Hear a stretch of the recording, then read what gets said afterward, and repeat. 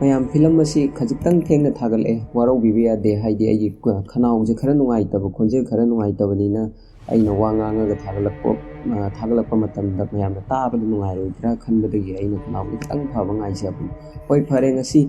Spider ꯃꯨꯚꯤꯒꯤ ꯑꯅꯤꯁꯨꯕ ꯇꯥꯡꯀꯛ ꯍꯥꯏꯕꯗꯤ ꯑꯅꯤꯁꯨꯕ ꯄꯥꯔꯠ ꯑꯁꯤ ꯑꯦꯛꯁꯄ꯭ꯂꯦꯟ ꯇꯧꯅꯕ ꯍꯣꯠꯅꯖꯒꯦ. ꯃꯌꯥꯝ ꯄꯨꯟꯅ ꯃꯤꯠꯌꯦꯡ ꯇꯥꯃꯤꯟꯅꯁꯤ. ꯐꯤꯂꯝ ꯑꯁꯤꯒꯤ ꯃꯈꯥ ꯇꯥꯔꯛꯄꯗ ꯀꯃꯤꯁꯅꯔ ꯑꯣꯐ ꯄꯨꯂꯤꯁꯀꯤ ꯑꯣꯐꯤꯁꯄꯨ ꯎꯠꯂꯝꯃꯤ. ꯀꯃꯤꯁꯅꯔꯅ ꯁꯤꯇꯤꯒꯤ ꯄꯨꯂꯤꯁ ꯃꯌꯥꯝꯕꯨ ꯀꯧꯗꯨꯅ ꯃꯤꯇꯤꯡ ꯑꯃ ꯇꯧꯔꯝꯃꯤ. ꯀꯃꯤꯁꯅꯔꯅ ꯍꯥꯏꯔꯝꯃꯤ, ꯍꯧꯖꯤꯛ ꯑꯩꯈꯣꯏꯒꯤ ꯀ꯭ꯔꯨꯁꯤꯌꯦꯜ ꯑꯣꯏꯕ ꯃꯇꯝ ꯑꯃꯅꯤ. ꯁꯤꯇꯤ ꯃꯅꯨꯡ ꯑꯁꯤꯗ ꯊꯣꯛꯈꯤꯕ ꯃꯤꯁꯤꯡ ꯀꯦꯁꯁꯤꯡ ꯑꯁꯤ ꯑꯩꯈꯣꯏꯒꯤ ꯑꯣꯏꯅ ꯄ꯭ꯔꯣꯕ꯭ꯂꯦꯝ ꯑꯆꯧꯕ ꯑꯃ ꯑꯣꯏꯔꯦ. ꯃꯥꯡꯂꯤꯕ ꯃꯤ ꯃꯌꯥꯝꯁꯤꯡ ꯑꯁꯤ ꯉꯔꯥꯡ ꯇꯤꯚꯤꯗ ꯎꯠꯈꯤꯕ ꯅꯨꯄꯥ ꯑꯗꯨꯅꯅꯤ ꯍꯥꯏꯕ ꯍꯧꯖꯤꯛꯇ ꯑꯩꯈꯣꯏꯅ ꯈꯪꯉꯤ. ꯑꯩꯍꯥꯛꯅ ꯈꯟꯕꯗ ꯃꯦꯇ꯭ꯔꯣ ꯄꯤꯂꯔ ꯑꯗꯨꯗ ꯐꯨꯝꯖꯤꯟꯈꯤꯕ ꯃꯤ ꯑꯗꯨ ꯈꯛꯇ ꯅꯠꯇꯅ ꯑꯇꯣꯞꯄ ꯃꯤ ꯃꯌꯥꯝ ꯑꯃꯁꯨ ꯃꯃꯥꯡꯗ ꯃꯍꯥꯛꯅ ꯍꯥꯠꯂꯝꯕ ꯌꯥꯏ. ꯑꯊꯨꯕ ꯃꯇꯝꯗ ꯑꯩꯈꯣꯏꯅ ꯃꯤ ꯑꯗꯨꯕꯨ ꯐꯥꯕ ꯃꯊꯧ ꯇꯥꯔꯤ. ꯀꯔꯤꯒꯨꯝꯕ ꯊꯨꯅ ꯐꯥꯕ ꯉꯝꯗ꯭ꯔꯕꯗꯤ ꯄꯕ꯭ꯂꯤꯛ ꯃꯌꯥꯝꯁꯤꯡ ꯑꯁꯤ ꯄꯨꯂꯤꯁꯀꯤ ꯃꯊꯛꯇ ꯁꯥꯎꯔꯛꯄ ꯌꯥꯏ. ꯑꯁꯨꯛ ꯆꯥꯎꯕ ꯀ꯭ꯔꯥꯏꯝ ꯑꯁꯤꯒꯤ ꯃꯇꯥꯡꯗ ꯑꯩꯈꯣꯏꯅ ꯍꯥꯟꯅ ꯈꯪꯕꯒꯤ ꯃꯍꯨꯠꯇ ꯅꯨꯄꯥ ꯑꯃꯅ ꯍꯥꯟꯅ ꯈꯪꯈꯤ. ꯑꯗꯨꯃꯛꯄꯨ ꯃꯍꯥꯛꯀꯤ ꯃꯥꯏꯊꯣꯡ ꯑꯗꯨ ꯑꯃꯝꯕ ꯃꯐꯝꯗ ꯂꯩꯕ ꯃꯔꯝꯅ ꯑꯩꯈꯣꯏꯅ ꯃꯍꯥꯛꯄꯨ ꯀꯅꯥꯅꯣ ꯍꯥꯏꯕꯁꯤ ꯈꯪꯕ ꯉꯝꯈꯤꯗꯦ. ꯑꯊꯨꯕ ꯃꯇꯝꯗ ꯑꯩꯈꯣꯏꯅ ꯑꯣꯄꯔꯦꯁꯟ ꯑꯃ ꯂꯣꯟꯆ ꯇꯧꯗꯕ ꯌꯥꯗꯦ. ꯑꯩꯈꯣꯏꯅ ꯃꯤꯍꯥꯠꯄ ꯑꯃꯗꯤ ꯃꯤ ꯍꯥꯠꯄ ꯑꯗꯨꯕꯨ ꯍꯥꯟꯅꯗꯒꯤ ꯈꯪꯕ ꯅꯨꯄꯥ ꯑꯗꯨꯒ ꯀꯣꯟꯅꯅ ꯃꯈꯣꯏ ꯑꯅꯤꯕꯨ ꯊꯨꯅ ꯐꯥꯗꯕ ꯌꯥꯗꯦ. ꯀꯔꯤꯒꯨꯝꯕ ꯑꯩꯈꯣꯏꯅ ꯊꯕꯛ ꯑꯁꯤ ꯇꯧꯕꯗ ꯊꯤꯟꯊꯔꯕꯗꯤ ꯄ꯭ꯔꯖꯥꯁꯤꯡꯅ ꯑꯩꯈꯣꯏꯒꯤ ꯃꯊꯛꯇ ꯂꯩꯕ ꯊꯥꯖꯕ ꯑꯗු ꯃꯥꯡꯈꯤꯒꯅꯤ. ꯑꯃꯔꯣꯝꯗ ꯋꯥꯟꯗ꯭ꯔꯦꯂꯥꯒꯤ ꯁꯦꯀ꯭ꯌꯨꯔꯤꯇꯤ ꯑꯃꯗꯤ ꯈꯨꯡꯒꯪꯒꯤ ꯃꯦꯗꯤꯀꯦꯜ ꯁ꯭ꯇꯣꯔ ꯐꯝꯕ ꯅꯨꯄꯥ ꯑꯗꯨꯅ ꯚꯩꯔꯕꯇ ꯐꯣꯟ ꯇꯧꯗꯨꯅ ꯁꯤꯕꯥꯅ ꯃꯇꯧ ꯀꯔꯝꯅ ꯃꯍꯥꯛꯄꯨ ꯊꯤꯔꯛꯄꯅꯣ ꯍꯥꯏꯕ ꯋꯥꯁꯤꯡ ꯑꯗු ꯑꯃꯠꯇ ꯆꯤꯊꯗꯅ ꯂꯣꯏꯅ ꯍꯥꯏꯔꯝꯃꯤ. ꯁꯤꯕꯥꯒꯤ ꯃꯇꯥꯡꯗ ꯏꯟꯐꯣꯔꯃꯦꯁꯟ ꯐꯪꯕ ꯃꯔꯝꯅ ꯚꯩꯔꯕꯅꯁꯨ ꯁꯤꯕꯥ ꯀꯗꯥꯏꯗ ꯊꯕꯛ ꯇꯧꯏ ꯑꯃꯗꯤ ꯃꯥꯒꯤ ꯂꯩꯐꯝ ꯀꯗꯥꯏꯗꯅꯣ ꯍꯥꯏꯕ ꯈꯪꯂꯝꯃꯤ. ꯐꯤꯂꯝ ꯑꯁꯤꯒꯤ ꯃꯈꯥ ꯇꯥꯔꯛꯄꯗ ꯁꯤꯕꯥꯅ ꯗꯣꯛꯇꯔ ꯑꯃꯕꯨ ꯎꯅꯔꯝꯃꯤ. ꯁꯤꯕꯥꯅ ꯚꯩꯔꯕꯀꯤ ꯃꯇꯥꯡꯗ ꯀꯔꯤꯒꯨꯝꯕ ꯈꯔ ꯈꯪꯕ ꯄꯥꯝꯕꯗꯒꯤ ꯗꯣꯛꯇꯔ ꯑꯁꯤꯗ ꯚꯩꯔꯕꯀꯤ ꯏꯟꯐꯣꯔꯃꯦꯁꯟ ꯍꯥꯟꯅ ꯄꯤꯈ꯭ꯔꯕꯅꯤ. ꯗꯣꯛꯇꯔ ꯑꯁꯤꯅ ꯁꯤꯕꯥꯗ ꯍꯥꯏꯔꯝꯃꯤ, ꯅꯪꯅ ꯄꯤꯔꯛꯄ ꯗꯤꯇꯦꯜ ꯑꯗꯨꯒꯤ ꯃꯇꯨꯡ ꯏꯟꯅ ꯚꯩꯔꯕꯅ ꯅꯥꯔꯤꯕ ꯂꯩꯅꯥ ꯑꯁꯤꯒꯤ ꯃꯃꯤꯡ SPD ꯀꯧꯏ, ꯍꯥꯏꯕꯗꯤ ꯁ꯭ꯇꯦꯇꯤꯛ ꯄꯔꯁꯣꯅꯦꯂꯤꯇꯤ ꯗꯤꯁꯑꯣꯔꯗꯔ ꯍꯥꯏꯕꯅꯤ. ꯂꯩꯅꯥ ꯑꯁꯤꯒꯤ ꯃꯇꯨꯡ ꯏꯟꯅ ꯀꯔꯤꯒꯨꯝꯕ ꯂꯩꯅꯥ ꯑꯁꯤꯅ ꯅꯥꯕ ꯃꯤ ꯑꯃꯒꯤ ꯃꯃꯥꯡꯗ ꯀꯅꯥꯒꯨꯝꯕ ꯑꯃ ꯀꯞꯇꯨꯅ ꯂꯩꯕ ꯑꯗꯨ ꯎꯕ ꯃꯇꯝꯗ ꯃꯈꯣꯏꯗ ꯅꯨꯡꯉꯥꯏꯕ ꯐꯥꯎꯒꯅꯤ. ꯅꯨꯡꯉꯥꯏꯕ ꯑꯄꯦꯟꯕ ꯑꯁꯤ ꯐꯪꯅꯕꯒꯤꯗꯃꯛ ꯃꯈꯣꯏ ꯃꯤ ꯍꯥꯠꯄ ꯐꯥꯎꯕ ꯉꯝꯒꯅꯤ. ꯃꯈꯥ ताना ꯗꯣꯛꯇꯔ ꯑꯗꯨꯅ ꯍꯥꯏꯔꯝꯃꯤ, ꯂꯩꯅꯥ ꯑꯁꯤ ꯑꯩꯈꯣꯏ ꯃꯤꯑꯣꯏꯕ ꯈꯨꯗꯤꯡꯃꯛꯇ ꯌꯥꯎꯏ. ꯈꯨꯗꯝ ꯑꯣꯏꯅ ꯍꯥꯏꯔꯕꯗ ꯑꯩꯈꯣꯏꯅ ꯕꯁ ꯇꯣꯡꯗꯨꯅ ꯆꯠꯂꯤꯉꯩ ꯃꯇꯝꯗ ꯀꯔꯤꯒꯨꯝꯕ ꯑꯦꯛꯁꯤꯗꯦꯟ ꯑꯃ ꯎꯔꯕ ꯃꯇꯝꯗ ꯑꯩꯈꯣꯏꯅ ꯊꯣꯡꯅꯥꯎꯗꯒꯤ ꯀꯣꯛ ꯊꯥꯡꯗꯣꯛꯇꯨꯅ ꯀꯌꯥꯝ ꯁꯣꯛꯄ ꯌꯥꯎꯕꯅꯣ ꯍꯥꯏꯅ ꯌꯦꯡꯏ. ꯀꯔꯤꯒꯨꯝꯕ ꯑꯦꯛꯁꯤꯗꯦꯟ ꯑꯗꯨꯗ ꯃꯤꯑꯣꯏ ꯑꯗꯨ ꯀꯔꯤꯃꯠꯇ ꯁꯣꯛꯂꯝꯗ꯭ꯔꯕꯗꯤ ꯑꯩꯈꯣꯏꯒꯤ ꯕ꯭ꯔꯦꯟ ꯑꯁꯤꯅ ꯀꯔꯤꯃꯠꯇ ꯁꯣꯛꯇꯕꯁꯤꯕꯨ ꯍꯥꯏꯅ ꯈꯟꯗꯣꯛꯏ. ꯑꯗꯨꯕꯨ ꯑꯦꯛꯁꯤꯗꯦꯟ ꯑꯁꯤꯗ ꯌꯥꯝꯅ ꯊꯤꯅ ꯁꯣꯛꯄ ꯅꯠꯇ꯭ꯔꯒ ꯁꯤꯕ ꯌꯥꯎꯔꯕꯗꯤ ꯌꯥꯝꯅ ꯅꯨꯡꯉꯥꯏꯇꯦ. ꯊꯧꯗꯣꯛ ꯑꯁꯤ ꯀꯃꯥꯏꯅ ꯊꯣꯛꯂꯤꯕꯖꯥꯠꯅꯣ ꯍꯥꯏꯅ ꯌꯥꯝꯅ ꯅꯨꯡꯉꯥꯏꯇꯕ ꯐꯣꯡꯗꯣꯛꯏ. ꯃꯁꯤ ꯑꯩꯈꯣꯏꯒꯤ ꯕ꯭ꯔꯦꯟꯒꯤ ꯑꯄꯥꯝꯕꯅꯤ. ꯇꯁꯦꯡꯕꯃꯛꯇꯤ ꯑꯩꯈꯣꯏ ꯃꯤꯑꯣꯏꯕ ꯈꯨꯗꯤꯡꯃꯛꯇ SPD ꯑꯁꯤ 4% ꯌꯥꯎꯏ. ꯑꯗꯨꯃꯛꯄꯨ ꯃꯃꯥꯡ ꯆꯍꯤꯗ ꯀꯦꯂꯤꯐꯣꯔꯅꯤꯌꯥꯒꯤ ꯔꯤꯁꯔꯆꯀꯤ ꯃꯇꯨꯡ ꯏꯟꯅ ꯄꯔꯁꯦꯟꯇꯦꯖ ꯑꯁꯤ 4ꯗꯒꯤ 6 ꯐꯥꯎꯕ ꯍꯦꯟꯒꯠꯂꯛꯂꯦ ꯍꯥꯏꯕ ꯔꯤꯄꯣꯔꯠ ꯂꯩ. ꯇꯁꯦꯡꯕꯃꯛꯇꯤ ꯃꯁꯤ ꯊꯣꯛꯄꯒꯤ ꯃꯔꯝꯗꯤ ꯑꯩꯈꯣꯏ ꯃꯤꯑꯣꯏꯕꯁꯤꯡꯒꯤ ꯃꯔꯛꯇ ꯃꯤꯑꯣꯏꯕ ꯑꯃꯒꯤ ꯃꯊꯛꯇ ꯃꯤꯅꯨꯡꯁꯤ ꯊꯝꯕ ꯋꯥꯠꯄꯗꯒꯤ ꯊꯣꯛꯂꯛꯄꯅꯤ. ꯗꯣꯛꯇꯔ ꯑꯃꯗꯤ ꯁꯤꯕꯥ ꯋꯥꯔꯤ ꯁꯥꯟꯅꯔꯤꯉꯩ ꯃꯇꯝꯗ ꯄꯨꯂꯤꯁ ꯑꯣꯐꯤꯁꯔ ꯑꯃꯅ ꯁꯤꯕꯥꯗ ꯐꯣꯟ ꯇꯧꯔꯝꯃꯤ. ꯍꯥꯏꯔꯤꯕ ꯄꯨꯂꯤꯁ ꯑꯣꯐꯤꯁꯔ ꯑꯁꯤꯒꯤ ꯃꯆꯥꯅꯨꯄꯥꯕꯨ ꯃꯁꯛ ꯈꯪꯗꯕ ꯃꯤꯁꯤꯡꯅ ꯀꯤꯗꯅꯦꯞ ꯇꯧꯈꯤꯕ ꯃꯇꯝꯗ ꯁꯤꯕꯥꯅ ꯀꯟꯕꯤꯈꯤꯕꯅꯤ. ꯄꯨꯂꯤꯁ ꯑꯁꯤꯅ ꯁꯤꯕꯥꯕꯨ ꯌꯥꯝꯅ ꯊꯨꯅ ꯎꯅꯕ ꯄꯥꯝꯃꯤ ꯍꯥꯏꯅ ꯐꯣꯡꯗꯣꯛꯂꯝꯃꯤ. ꯄꯨꯂꯤꯁ ꯑꯃꯗꯤ ꯁꯤꯕꯥ ꯃꯥꯒꯤ ꯕꯦꯔꯦꯛꯇ ꯎꯅꯔꯝꯃꯤ. ꯄꯨꯂꯤꯁ ꯑꯗꯨꯅ ꯁꯤꯕꯥꯗ ꯍꯥꯏꯔꯝꯃꯤ, ꯑꯩꯕꯨ ꯅꯤꯡꯁꯤꯡꯂꯤꯕ꯭ꯔꯥ? ꯃꯃꯥꯡ ꯊꯥꯗ ꯑꯗꯣꯝꯅ ꯑꯩꯒꯤ ꯏꯆꯥꯕꯨ ꯀꯤꯗꯅꯦꯄꯔ ꯃꯌꯥꯝꯗꯒꯤ ꯀꯟꯕꯤꯈꯤꯕꯗꯨ? ꯁꯤꯕꯥꯅ, ꯍꯣꯏ, ꯑꯩ ꯀꯥꯎꯗ꯭ꯔꯤ. ꯑꯩꯅ ꯑꯗꯣꯝꯕꯨ ꯅꯤꯡꯁꯤꯡꯂꯤ ꯍꯥꯏꯅ ꯄꯥꯎꯈꯨꯝ ꯄꯤꯔꯝꯃꯤ. ꯄꯨꯂꯤꯁ ꯑꯗꯨꯅ ꯃꯈꯥ ꯇꯥꯅ ꯍꯥꯏꯔꯝꯃꯤ, ꯑꯗꯣꯝꯅ ꯚꯩꯔꯕꯀꯤ ꯀꯦꯁ ꯑꯁꯤꯕꯨ ꯑꯟꯑꯣꯐꯤꯁꯤꯌꯦꯜꯂꯤ ꯑꯣꯏꯅ ꯍꯦꯟꯗꯜ ꯇꯧꯏ ꯍꯥꯏꯅ ꯈꯪꯂꯛꯄꯗꯒꯤ ꯋꯥꯐꯝ ꯑꯁꯤ ꯆꯨꯝꯕ꯭ꯔꯥ ꯍꯥꯏꯅ ꯑꯩꯅ ꯃꯤ ꯈꯔꯗꯒꯤ ꯍꯪꯈꯤ. ꯀꯟꯐꯔꯝ ꯑꯣꯏꯔꯦ ꯈꯪꯕꯗꯒꯤ ꯐꯥꯏꯜ ꯑꯁꯤ ꯑꯗꯣꯝꯒꯤꯗꯃꯛ ꯄꯨꯗꯨꯅ ꯂꯥꯛꯄꯅꯤ. ꯑꯩꯈꯣꯏꯒꯤ ꯍꯥꯌꯔ ꯑꯣꯐꯤꯁꯤꯌꯦꯜꯁꯤꯡꯅ ꯚꯩꯔꯕꯀꯤ ꯃꯇꯥꯡꯗ ꯐꯪꯈꯤꯕ ꯔꯤꯄꯣꯔꯠ ꯑꯁꯤꯅ ꯑꯗꯣꯝꯗ ꯃꯇꯦꯡ ꯈꯖꯤꯛꯇꯪ ꯑꯣꯏꯔꯕꯁꯨ ꯄꯥꯡꯕ ꯌꯥꯏ ꯈꯟꯗꯨꯅ ꯄꯨꯔꯛꯄꯅꯤ ꯍꯥꯏꯔꯝꯂꯒ ꯐꯥꯏꯜ ꯑꯗꯨ ꯁꯤꯕꯥꯗ ꯄꯤꯔꯝꯃꯤ. ꯁꯤꯕꯥꯅ ꯐꯥꯏꯜ ꯑꯗꯨ ꯌꯦꯡꯕ ꯍꯧꯔꯝꯃꯤ. ꯐꯥꯏꯜ ꯑꯗꯨꯗ ꯃꯩ ꯆꯥꯛꯄ ꯇ꯭ꯔꯦꯟ ꯑꯃꯗꯤ ꯑꯇꯩ ꯑꯇꯣꯞꯄ ꯐꯣꯇꯣ ꯑꯃꯗꯤ ꯆꯦ ꯆꯥꯡ ꯈꯔꯁꯨ ꯌꯥꯎꯔꯝꯃꯤ. ꯍꯥꯏꯔꯤꯕ ꯐꯥꯏꯜ ꯑꯁꯤ ꯉꯁꯤ ꯐꯥꯎꯕ ꯚꯩꯔꯕꯅ ꯇꯧꯈꯤꯕ ꯀ꯭ꯔꯥꯏꯝꯒꯤ ꯐꯣꯇꯣ ꯉꯥꯛꯇꯅꯤ. ꯄꯨꯂꯤꯁ ꯑꯗꯨꯅ ꯃꯈꯥ ꯇꯥꯅ ꯍꯥꯏꯔꯝꯃꯤ, ꯑꯩꯈꯣꯏꯒꯤ ꯁꯣꯔꯁꯁꯤꯡꯒꯤ ꯃꯇꯨꯡ ꯏꯟꯅ ꯚꯩꯔꯕ ꯑꯃꯗꯤ ꯃꯅꯥꯎꯅꯨꯄꯥꯅ ꯍꯣꯁꯄꯤꯇꯥꯜ ꯑꯃꯕꯨ ꯇꯥꯔꯒꯦꯠ ꯇꯧꯈꯤ ꯍꯥꯏꯕ ꯏꯟꯐꯣꯔꯃꯦꯁꯟ ꯂꯩ꯫ ꯃꯈꯥ ꯇꯥꯅ ꯃꯍꯥꯛꯅ ꯍꯥꯠꯀꯦ ꯈꯜꯂꯤꯕ ꯍꯣꯁꯄꯤꯇꯥꯜꯒꯤ ꯁ꯭ꯇꯥꯐ ꯑꯃꯗꯤ ꯄꯦꯁꯦꯟꯠꯁꯤꯡ ꯑꯁꯤ ꯀꯔꯝꯕ ꯍꯣꯁꯄꯤꯇꯥꯜꯅꯣ ꯍꯥꯏꯕ ꯑꯩꯈꯣꯏꯅ ꯍꯧꯖꯤꯛ ꯐꯥꯎꯕ ꯈꯪꯕ ꯉꯝꯗ꯭ꯔꯤ꯫ ꯑꯗꯣꯝꯅ ꯃꯍꯥꯛꯀꯤ ꯃꯅꯥꯎꯅꯨꯄꯥ ꯍꯥꯠꯄꯗꯒꯤ ꯃꯍꯥꯛ ꯍꯧꯖꯤꯛ ꯌꯥꯝꯅ ꯁꯥꯎꯗꯨꯅ ꯂꯩꯔꯝꯕ ꯌꯥꯏ꯫ ꯑꯃꯔꯣꯝꯗ ꯍꯥꯏꯔꯒꯗꯤ ꯃꯁꯤ ꯑꯐꯕ ꯋꯥ ꯑꯃꯅꯤ꯫ ꯑꯗꯣꯝꯒꯤ ꯃꯊꯛꯇ ꯁꯥꯎꯕ ꯃꯔꯝꯅ ꯃꯇꯝ ꯈꯔꯒꯤ ꯑꯣꯏꯅ ꯄ꯭ꯂꯥꯟ ꯑꯁꯤ ꯗꯤꯂꯦ ꯑꯣꯏꯒꯗꯧꯔꯤ꯫ ꯑꯗꯨꯕꯨ ꯈ꯭ꯋꯥꯏꯗꯒꯤ ꯃꯔꯨ ꯑꯣꯏꯔꯤꯕꯗꯤ ꯑꯗꯣꯝꯅ ꯑꯊꯨꯕ ꯃꯇꯝꯗ ꯚꯩꯔꯕꯄꯨ ꯍꯥꯠꯄꯒꯤ ꯃꯍꯨꯠꯇ ꯐꯥꯒꯗꯕꯅꯤ, ꯃꯔꯝꯗꯤ ꯀꯔꯝꯕ ꯍꯣꯁꯄꯤꯇꯥꯜꯅꯣ ꯍꯥꯏꯕ ꯑꯁꯤ ꯚꯩꯔꯕ ꯈꯛꯇꯅ ꯈꯪꯏ꯫ ꯄꯨꯂꯤꯁꯀꯤ ꯋꯥ ꯑꯁꯤ ꯇꯥꯕꯗ ꯁꯤꯕꯥ ꯌꯥꯝꯅ ꯉꯛꯈꯤ, ꯂꯣꯏꯅꯅ ꯀꯔꯤꯁꯨ ꯍꯥꯏꯗꯅ ꯇꯨꯃꯤꯟꯅ ꯂꯩꯈꯤ꯫ ꯑꯣꯐꯤꯁ ꯃꯅꯨꯡꯗ ꯕꯔꯨꯟꯅ, ꯍꯧꯖꯤꯛ ꯅꯪꯅ ꯃꯍꯥꯛꯀꯤ ꯃꯅꯥꯎꯅꯨꯄꯥꯕꯨ ꯍꯥꯠꯇꯣꯛꯈ꯭ꯔꯦ꯫ ꯍꯧꯖꯤꯛ ꯃꯍꯥꯛꯀꯤ ꯄ꯭ꯂꯥꯟ ꯑꯗꯨꯕꯨ ꯃꯄꯨꯡ ꯐꯥꯅꯕ ꯍꯣꯠꯅꯒꯗ꯭ꯔꯥ ꯅꯠꯇ꯭ꯔꯒ ꯅꯪꯒꯤ ꯅꯊꯛꯇ ꯂꯃꯟ ꯈꯨꯝꯒꯦ ꯍꯥꯏꯒꯗ꯭ꯔꯥ? ꯀꯔꯝꯕ ꯊꯕꯛ ꯃꯍꯥꯛꯅ ꯇꯧꯔꯛꯀꯗꯧꯔꯤꯕꯅꯣ ꯍꯥꯏꯕꯁꯤ ꯚꯥꯞ ꯇꯥꯕ ꯉꯝꯗ꯭ꯔꯦ ꯍꯥꯏꯅ ꯁꯤꯕꯥꯗ ꯍꯥꯏꯔꯝꯃꯤ꯫ ꯁꯤꯕꯥꯅ ꯕꯔꯨꯟꯒꯤ ꯄꯥꯎꯈꯨꯝ ꯄꯤꯔꯗꯨꯅ ꯑꯃꯕꯨ ꯑꯣꯏꯔꯕꯁꯨ ꯃꯍꯥꯛꯅ ꯃꯍꯥꯛꯀꯤ ꯄ꯭ꯂꯥꯟ ꯑꯗꯨꯕꯨꯗꯤ ꯃꯄꯨꯡ ꯐꯥꯅꯕ ꯍꯣꯠꯅꯔꯛꯀꯅꯤ꯫ ꯄ꯭ꯂꯥꯟ ꯑꯗꯨꯕꯨ ꯃꯄꯨꯡ ꯐꯥꯗ꯭ꯔꯤꯉꯩꯒꯤ ꯃꯃꯥꯡꯗ ꯑꯩꯈꯣꯏꯅ ꯃꯍꯥꯛꯄꯨ ꯍꯥꯟꯅ ꯐꯥꯗꯕ ꯌꯥꯗꯦ ꯍꯥꯏꯔꯝꯃꯤ꯫ ꯁꯤꯕꯥꯅ ꯃꯥꯒꯤ ꯃꯔꯨꯞꯁꯤꯡꯒ ꯄꯨꯟꯗꯨꯅ ꯂꯩꯔꯤꯉꯩ ꯃꯇꯝꯗ ꯁꯤꯕꯥꯒꯤ ꯃꯃꯥꯅ ꯁꯤꯕꯥꯗ ꯐꯣꯟ ꯇꯧꯔꯛꯂꯝꯃꯤ꯫ ꯃꯃꯥꯅ ꯍꯥꯏꯔꯝꯃꯤ, ꯅꯪ ꯌꯨꯝꯗ ꯂꯥꯛꯂꯔꯣꯏꯗ꯭ꯔꯥ? ꯃꯇꯝ ꯄꯨꯝꯕꯒꯤ ꯑꯣꯏꯅ ꯑꯣꯐꯤꯁꯇ ꯑꯗꯨꯝ ꯂꯩꯒꯗꯧꯔꯤꯕ꯭ꯔꯥ ꯍꯥꯏꯅ ꯍꯪꯂꯝꯃꯤ꯫ ꯁꯤꯕꯥꯅ ꯍꯥꯏꯔꯝꯃꯤ, ꯏꯃꯥ, ꯊꯕꯛ ꯈꯔ ꯆꯤꯟꯕꯒꯤ ꯇꯧꯕꯅꯤ, ꯌꯥꯝꯅ ꯊꯨꯅ ꯌꯨꯝ ꯂꯥꯛꯅꯕ ꯇꯧꯒꯦ꯫ ꯃꯈꯥ ताना ꯃꯃꯥꯅ ꯍꯥꯏꯔꯝꯃꯤ, ꯌꯥꯝꯅ ꯊꯨꯅ ꯂꯥꯛꯅꯕ ꯇꯧ, ꯌꯨꯝꯗꯁꯨ ꯏꯊꯟꯇ ꯂꯩ, ꯃꯁꯤꯒꯤꯁꯨ ꯃꯊꯛꯇ ꯌꯨꯝ ꯑꯇꯩꯗꯤ ꯂꯣꯏꯅ ꯃꯩ ꯂꯥꯛꯏ, ꯑꯩꯈꯣꯏꯒꯤ ꯌꯨꯝ ꯈꯛꯇ ꯃꯩ ꯂꯥꯛꯇꯦ꯫ ꯁꯤꯕꯥꯅ ꯍꯣꯏ ꯏꯃꯥ ꯍꯥꯏꯔꯝꯃꯤ꯫ ꯑꯗꯨꯕꯨ ꯁꯤꯕꯥꯅ ꯀꯔꯤꯒꯨꯝꯕ ꯈꯔ ꯅꯤꯡꯁꯤꯡꯂꯝꯃꯤ꯫ ꯃꯃꯥꯅ ꯍꯥꯏꯕ ꯋꯥꯍꯩ ꯑꯁꯤꯒ ꯆꯞ ꯃꯥꯟꯅꯅ ꯅꯨꯄꯤ ꯃꯆꯥ ꯑꯗꯨꯅꯁꯨ ꯍꯥꯏꯈꯤꯕꯅꯤ꯫ ꯂꯣꯏꯅꯅ ꯁꯤꯕꯥꯗ ꯀꯔꯤꯒꯨꯝꯕ ꯆꯤꯡꯅꯕ ꯈꯔ ꯐꯥꯎꯕ ꯍꯧꯔꯛꯂꯝꯃꯤ꯫ ꯁꯤꯕꯥꯅ ꯑꯃꯨꯛꯀ ꯍꯟꯅ ꯃꯃꯥꯗ ꯐꯣꯟ ꯇꯧꯔꯝꯃꯤ꯫ ꯂꯣꯏꯅꯅ ꯁꯤꯕꯥꯅ, ꯏꯃꯥ, ꯅꯪꯅ ꯍꯧꯖꯤꯛ ꯍꯥꯏꯕꯗꯣ ꯑꯃꯨꯛꯇ ꯍꯥꯏꯔꯛꯎ ꯍꯥꯏꯔꯝꯃꯤ꯫ ꯃꯃꯥꯅ ꯍꯥꯏꯔꯝꯃꯤ, ꯃꯤ ꯑꯇꯩꯒꯤ ꯌꯨꯝꯗꯤ ꯃꯩ ꯂꯣꯏꯅ ꯂꯥꯛꯏ, ꯑꯗꯨꯕꯨ ꯑꯩꯈꯣꯏꯒꯤ ꯌꯨꯝ ꯈꯛꯇ ꯃꯩ ꯂꯥꯛꯇꯦ꯫ ꯀꯔꯤꯒꯨꯝꯕ ꯑꯀꯤꯕ ꯑꯃ ꯍꯛꯆꯥꯡꯗ ꯐꯥꯎꯕꯒꯨꯝ ꯇꯧꯏ꯫ ꯁꯤꯕꯥꯅ ꯀꯔꯤꯒꯤ ꯑꯀꯤꯕ ꯐꯥꯎꯔꯤꯕꯅꯣ ꯍꯥꯏꯅ ꯃꯃꯥꯗ ꯍꯪꯂꯝꯃꯤ꯫ ꯃꯃꯥꯅ ꯍꯥꯏꯔꯝꯃꯤ, ꯈꯪꯗꯦ, ꯌꯨꯝ ꯑꯁꯤꯗ ꯀꯅꯥꯒꯨꯝꯕ ꯑꯃ ꯀꯣꯏꯆꯠ ꯆꯠꯄꯗꯧꯅ ꯍꯛꯆꯥꯡꯗ ꯐꯥꯎꯏ ꯍꯥꯏꯔꯝꯃꯤ꯫ ꯃꯃꯥꯅ ꯋꯥꯍꯩ ꯑꯁꯤ ꯍꯥꯏꯔꯤꯉꯩ ꯃꯇꯝꯗ ꯈꯪꯍꯧꯗꯅ ꯃꯃꯤ ꯑꯃ ꯃꯥꯒꯤ ꯃꯃꯥꯡꯗ ꯆꯠꯄꯒꯨꯝ ꯑꯩꯈꯣꯏꯅ ꯎꯔꯤ꯫ ꯁꯤꯕꯥꯅꯁꯨ ꯆꯤꯡꯅꯔꯞ ꯇꯧꯅ ꯍꯣꯏ, ꯑꯗꯨꯗꯤ ꯈꯔ ꯊꯨꯅ ꯌꯨꯝꯗ ꯂꯥꯛꯅꯕ ꯇꯧꯒꯦ ꯍꯥꯏꯔꯝꯃꯤ꯫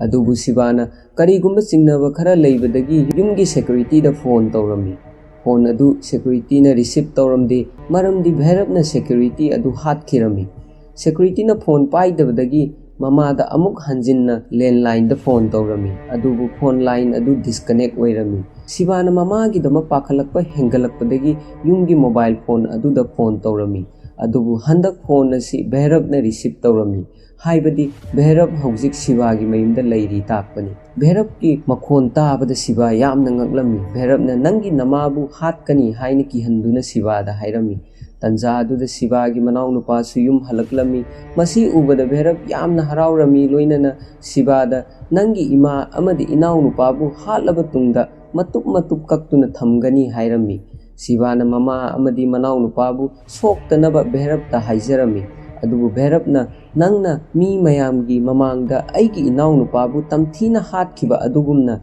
nangi family su ngasi tamthina hatkani karigumba nangna nangi family bu nungsirabadi makkoi bu kanba ngambra yengu hairamlaga phone thamkhirami sibana magi marup singda karigumba thabak khara taunaba hairamlaga mayum tamna chatkirami marup sing aduna magi phone lokthokuna kanagumba miyoi singda phone taunaba hotnarami amaromda atumba yot ama Bhairab na lokthokuna sibagi manaw nupa amadi mama bu hatke haina lepammi adubu tanja aduda yumgi manungda mai laklami mai asi sibagi manaw nupa na on tawbani haibadi mens lokthok leiba maramna mai mutpani haina mama da hairami Pikup aduda sibagi mayumda ising thinba yenjang napi thinba medicine thinba pizza order tawbana chingba mayam ama laklami mama na makoi sing asi karigi makoi gi mayumda lakpano haiba khanglamde loinana hanjin aina karigumba amatta order tawkhiba leite haina mi mayam sing aduda hairami tholiba thodok sing asi sibana sinba plan ngaktani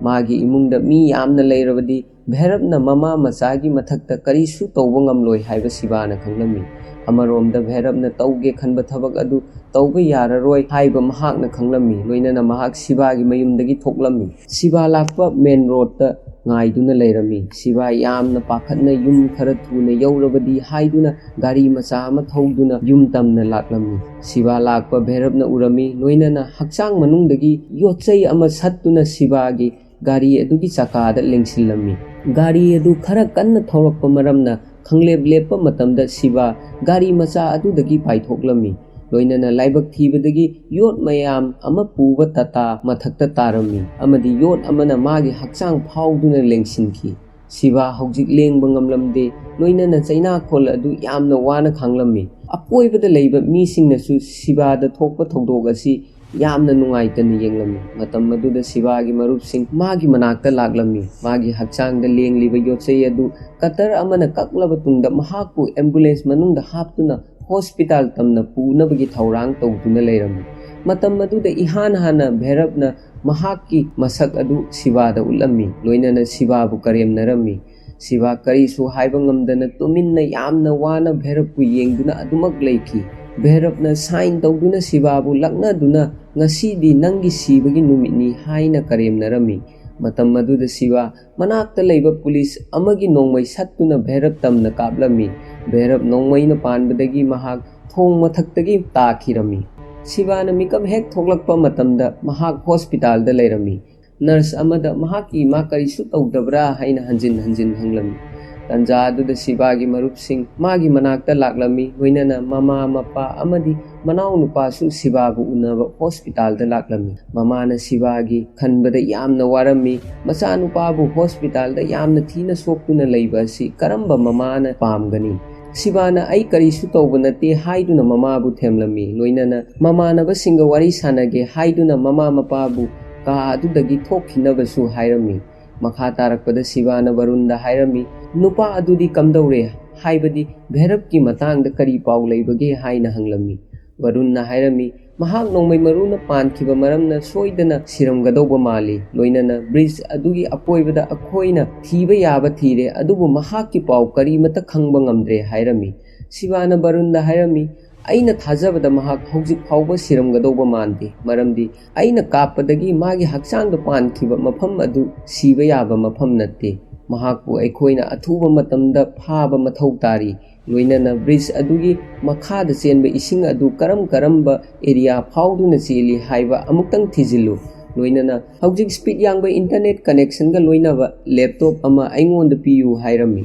sibana hairiba wasing asi varunna yamna serious oina lauramde mahakki matungina karigumba bhairab hinglabasu yamna pibam sokna leiramgani haina thajarami loinana magi matangda yamna khanjinganu nang numit marini gi matungda hospital asida gyan tarakpani amadi nangbu nahandagi khawrangna ngaiba miyoi ama lei ai mahakpu mafam asida thajilakke hairam laga barun mafam adudagi chatkiram ngaihak leiraba tungda charlie makhutta lei paiduna sibagi roomda sanglaklammi charlie asi medical student ama oiba maramna sibagi hojik leiriba phibam su yengsinbirami sibana charlie da high speed internet ka loinaba laptop amatang arrange tobiyu hairami adubu sibana haiba wasi charlie na thoidong important oina lauramdi loinana phajana rest taunaba haiduna charlie sibagi manakta hiptuna leiki matam masida film masigi manungda isai ama ulli sibana hospital leiringai matamda mahaku charlie na yamna cheksinna yengsinbirami chana thaknaba amadi hogotuna chatpa ngamnaba hotnaba da mateng yamna panglami hojik siba mapung phana di phadri adubu chatpa khotpadi phajana ngamle nongmo hospital da siba bu phaba IB gi team ama laklami sibana IB officer da sarna hojik aigi matang da loina khangle haiba ai khangle ai bu phage khallabasu phabiyu adubu phadringai gi mamang da aingonda numit mangani da pibiyu hairami officer aduna karigi numit mangani pigadoribano haina siba da hanglami sibana bhairab phana bagini hairami officer aduna masi oithoktabani nangbu discharge hek tawbaga IB department na nangi mathakta inquiry ama tawnaba sem saduna leire hairami siba magi phamdagi hogotuna officer aduda haijarami numit mangani gi mahutta numit nini khakta pibiyu mahak hojik phawba sidri karigumba aikhoina matam chana bhairabpu phahaudrabadi kutung thiba mayam ama thoklakpa yai hojik mahakna sinba plan kaya marum lei adubu sibana haiba wasing adu officer aduna taramde bhairabpu thinabagidamak police mayam amasu lei doctor ga wari sanaduna nangi discharge ki damak wari sanaruge hairami. Officer sing aduna hek chatke tawba matamda Shivana khamduna sir adomna su khanglibaduni thabak asi tawbada aigi kanaba karisu leite mahakpu phaba asidi yamna important oi IB na aibu custody da lawgadoriba si hospital dagi discharge tawraba matungdani discharge process tawnaba honabada yamdrabada pung ani di changani maram aduna numit nini gi mahutta pung ani khakta pibiyu hawjik pung nipan tare pung tara phawbagi manungda aina mahakpu soidana phaba ngamgani haina officer aduda Shivana hairami Shivagi wa asitabada officer sing adu khara ngaklami makoi masen pung ani gi manungda matau karamna bhera phaga dauribano haina khalami atopa junior officer amana mahakki manakta bherapu phana bagi plan soidana leirambe yai maram aduna mana hairiba matam asi piduna yengsi haina officer makok thongba aduda hairami officer aduna magi junior officer aduna haiba wa adu yaduna pung ani Shiva da pirami wahai asi tabada Shiva yamna haraurami hawjik mahakki manakta bhairappu phanabagidammak matam kharada oirabasu lei Shivana bhairap ka mari leinaba documents sing adu barunda collect tawhalami loinana makha tana thabak tawnabagidamak hospital adugi 11th floor da laglami mahaki high tech equipment mayam ama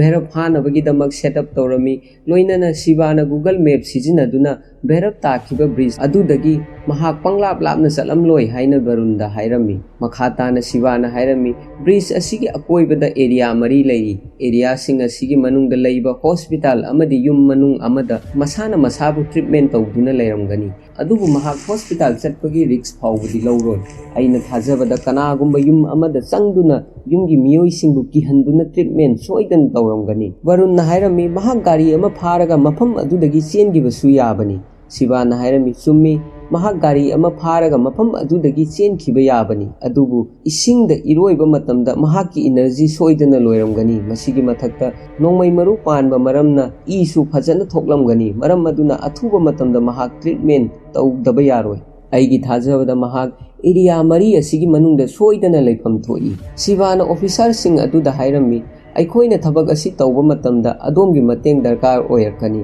mahakpu phabagi thabak asi tawba matamda police ta inform tawbiganu karigumba mahakna leiriba area aduda aikhoi ka khangnaba mi leirabadi mahakna leiriba mafam aduda sunchoi soidana phaba ngamgani masi hairaba tungda Shiva karigumba thabak plan ama khanba horami gaihak leiraba tungda Shivana plan ama semlami mahakna mahakki technology sizinaduna area adugi akoibada leiba misingna hawjik yamna yengba TV serial asi karambano haiba laina khangba ngamki Shivagi matung inna hawjik bhairapna leiriba imung adugi TV kanamatana yenglamloi adubu yum adugi akoibada leiba yum thangnaba singdadi TV soidana yenglamgani haiba yum thangnaba sing adugi maraktagi kanagumba amana makhoigi mateng pangba ngamgani haina Shivana thajarami Shivana hawjik kwai yamna area aduda yengliba TV serial asi detective ki oiba TV serial amani haiba khanglammi haiba TV serial asi miyoi lakh nipana hawjik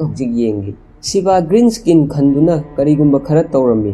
mahakna satellite ki mateng lawduna makhoina hawjik yengliba viewer mayamda broadcast ama tawnabagi test tawrami loinana test adu successfully mai paklammi Shivana plan gi matungina green screen mamangda lepami matam maduda officer sing adudi Shivana tawribasi karino haina tuminna yengduna leirami Shivana serial manungda magi broadcast adu tawrami Shivana hairami ngasi adomna yengliba serial asigi matangda channel gi site tagi question khara hangani hairiba question asigi answer sumna pirabadi achawa prize kaya marum pigani mayamna question asi karino khangninglabadi TV screen da thokliba number asi da phone tawbirau adubu ngasi tawgadoriba competition asi nupi khaktagini haina Shivana hairami broadcast hek loibaga Shivana channel gi site tagi apanba laktanaba Kumarbu TV channel da chattuna hawjik oiriba situation asigi matangda khara hairuso hairami hawjik area adu da leiriba misingna makhoida phone tawba horoglammi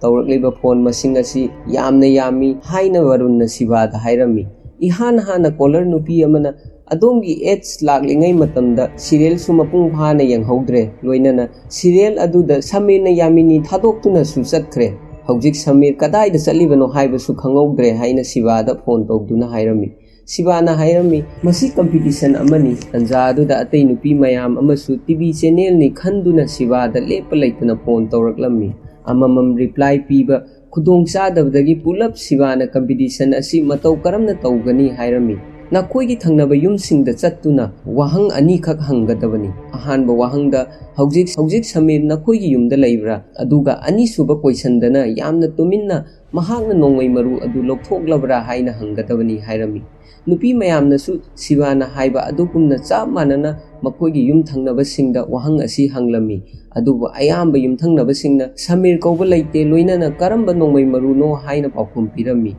ꯍꯥꯏꯕꯗꯤ ꯌꯨꯝꯊꯪꯅꯕꯁꯤꯡꯅ ꯁꯃꯤꯔ ꯀꯧꯕ ꯂꯩꯇꯦ ꯍꯥꯏꯅ ꯅꯨꯄꯤꯁꯤꯡ ꯑꯗꯨꯗ ꯍꯥꯏꯔꯝꯃꯤ꯫ ꯍꯥꯏꯔꯤꯕ ꯋꯥꯍꯩꯁꯤꯡ ꯑꯁꯤ ꯆꯞ ꯃꯥꯟꯅꯅ ꯁꯤꯕꯥꯗ ꯅꯨꯄꯤꯁꯤꯡ ꯑꯗꯨꯅ ꯍꯥꯏꯔꯝꯃꯤ꯫ ꯁꯤꯕꯥꯅ ꯅꯨꯄꯤꯁꯤꯡ ꯑꯗꯨ ꯂꯥꯟꯅ ꯂꯧꯗꯅꯕ ꯃꯍꯥꯛꯅ ꯍꯥꯏꯔꯝꯃꯤ, ꯅꯈꯣꯏꯅ ꯆꯨꯝꯅ ꯁꯃꯤꯔ ꯂꯩꯕ꯭ꯔꯥ ꯑꯃꯗꯤ ꯅꯣꯡꯃꯩ ꯃꯔꯨ ꯑꯗꯨ ꯂꯧꯊꯣꯛꯂꯕ꯭ꯔꯥ ꯍꯥꯏꯅ ꯍꯪꯂꯕꯗꯤ ꯁꯃꯤꯔ ꯍꯥꯏꯔꯤꯕꯁꯤ ꯀꯅꯥꯅꯣ ꯑꯃꯗꯤ ꯀꯔꯝꯕ ꯅꯣꯡꯃꯩ ꯃꯔꯨꯅꯣ ꯍꯥꯏꯅ ꯁꯣꯏꯗꯅ ꯍꯪꯂꯛꯀꯅꯤ꯫ ꯑꯗꯨꯕꯨ ꯅꯈꯣꯏꯅ ꯍꯪꯕ ꯃꯇꯝꯗ ꯀꯔꯤꯒꯨꯝꯕ ꯈꯦꯠꯅꯕ ꯇꯣꯉꯥꯟꯕ ꯄꯥꯎꯈꯨꯝ ꯊꯦꯡꯅꯕ ꯌꯥꯎꯕ꯭ꯔꯥ ꯍꯥꯏꯅ ꯍꯪꯂꯝꯃꯤ꯫ ꯁꯤꯕꯥꯒꯤ ꯋꯥꯍꯪ ꯑꯁꯤ ꯇꯥꯕꯗ ꯅꯨꯄꯤꯁꯤꯡ ꯑꯗꯨ ꯇꯨꯃꯤꯟꯅ ꯂꯩꯔꯝꯃꯤ꯫ ꯉꯥꯏꯍꯥꯛ ꯇꯨꯃꯤꯟꯅ ꯂꯩꯔꯕ ꯇꯨꯡꯗ ꯅꯨꯄꯤ ꯑꯃꯅ ꯀꯔꯤꯒꯨꯝꯕ ꯈꯔ ꯁꯤꯕꯥꯗ ꯍꯥꯏꯔꯝꯃꯤ, ꯑꯩꯅ ꯑꯩꯈꯣꯏꯒꯤ ꯌꯨꯝꯗꯒꯤ ꯊꯣꯡꯒꯥꯟ 10ꯃꯨꯛ ꯆꯠꯂꯒ ꯂꯩꯕ ꯌꯨꯝ ꯑꯃꯗ ꯁꯃꯤꯔ ꯂꯥꯛꯄ꯭ꯔꯥ ꯑꯃꯗꯤ ꯅꯣꯡꯃꯩ ꯃꯔꯨ ꯑꯗꯨ ꯂꯧꯊꯣꯛꯂꯕ꯭ꯔꯥ ꯍꯥꯏꯅ ꯍꯪꯕꯅꯤ꯫ ꯃꯇꯝ ꯑꯗꯨꯗ ꯌꯨꯝ ꯑꯗꯨꯒꯤ ꯃꯤ ꯑꯃꯅ ꯅꯈꯣꯏꯅ ꯀꯃꯥꯏꯅ ꯈꯪꯂꯤꯕꯅꯣ? ꯃꯐꯝ ꯑꯁꯤꯗꯒꯤ ꯌꯥꯝꯅ ꯊꯨꯅ ꯆꯠꯅꯕ ꯇꯧ ꯍꯥꯏꯈꯤ꯫ ꯅꯍꯥꯟ ꯃꯈꯩꯗꯤ ꯐꯖꯅ ꯋꯥꯔꯤ ꯁꯥꯅꯕ ꯏꯃꯨꯡꯅꯤ, ꯑꯩꯈꯣꯏꯒꯁꯨ ꯐꯖꯅ ꯈꯪꯅꯕ ꯏꯃꯨꯡ ꯑꯃꯅꯤ, ꯑꯗꯨꯕꯨ ꯉꯁꯤ ꯃꯈꯣꯏꯅ ꯇꯧꯔꯛꯂꯤꯕ ꯑꯗꯨ ꯀꯔꯤꯅꯣ ꯍꯥꯏꯕ ꯈꯪꯗꯦ ꯍꯥꯏꯅ ꯁꯤꯕꯥꯗ ꯍꯥꯏꯔꯝꯃꯤ꯫